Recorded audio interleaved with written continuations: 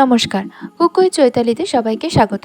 মানুষের দৈনন্দিন জীবনের ব্যস্ততা আর কম সময়ে কিভাবে একটু হেলদি রেসিপি বানিয়ে নেওয়া যায় সেই কথা মাথায় রেখে আজকে আমি আপনাদের কাছে দুটো স্মুদির রেসিপি নিয়ে এসেছি। প্রথমে আমি ছাতু স্মুদি বানিয়ে নিচ্ছি। এর জন্য আমি 2.5 চামচ ছাতু নিয়েছি। তারপর এতে দিয়ে দিচ্ছি ভেজানো আমন্ড। 4 থেকে 5টা আমন্ড দিয়ে দিচ্ছি, আর সাথে দিচ্ছি 4 থেকে 5টা কাজু বাদাম।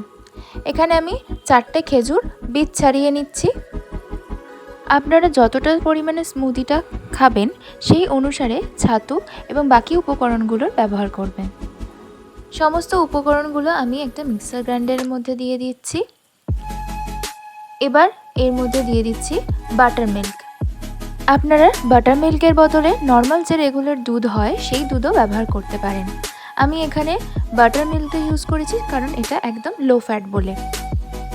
এই স্মুদিটা আমি বানাচ্ছি একজনের জন্য। এবার চাপা দিয়ে গ্রাইন্ড করে নেব। রেডি হয়ে গেছে আমাদের ছাতু স্মুদি। এবার সেটা গ্লাসে ঢেলে নিচ্ছি। আমি এখানে বাটার মিল্কটা চিল্ড ব্যবহার করেছিলাম।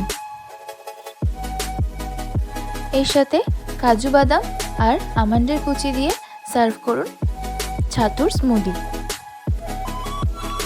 আমরা জানি ছাতু আমাদের শরীরের পক্ষে কতটা উপকারী, তাই সপ্তাহে 1 দিন কিংবা 2 দিন আমরা যদি এই স্মুদিটা খাই তাহলে সেটা আমাদের শরীরের পক্ষে খুবই লাভজনক হবে।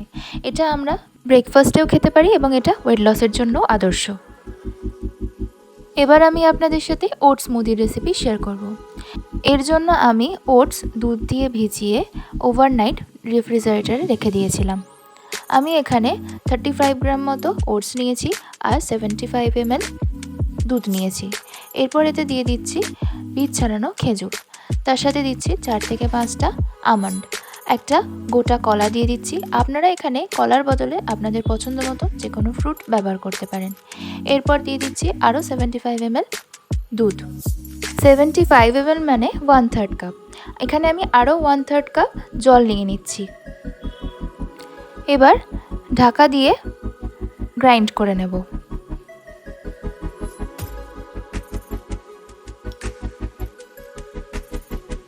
গ্রাইন্ড করা হয়ে গেছে। এবার সেটা একটা গ্লাসে ঢেলে নিচ্ছি।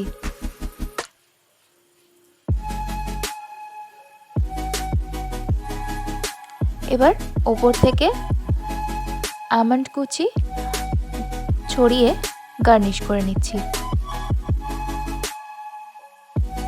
এখানে আমি গার্নিশিংয়ের সময় একটু কফির ব্যবহার করেছি।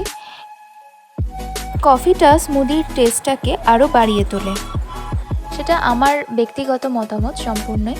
আপনারা চাইলে এটা স্কিপও করতে পারেন। এই রেসিপিটা ওয়েট লসের জন্য খুবই উপকারী। রেসিপি দুটো ভালো লাগলে অবশ্যই একটা লাইক, শেয়ার এবং কমেন্ট করে দেবেন এবং চ্যানেলটা সাবস্ক্রাইব করে দেবেন।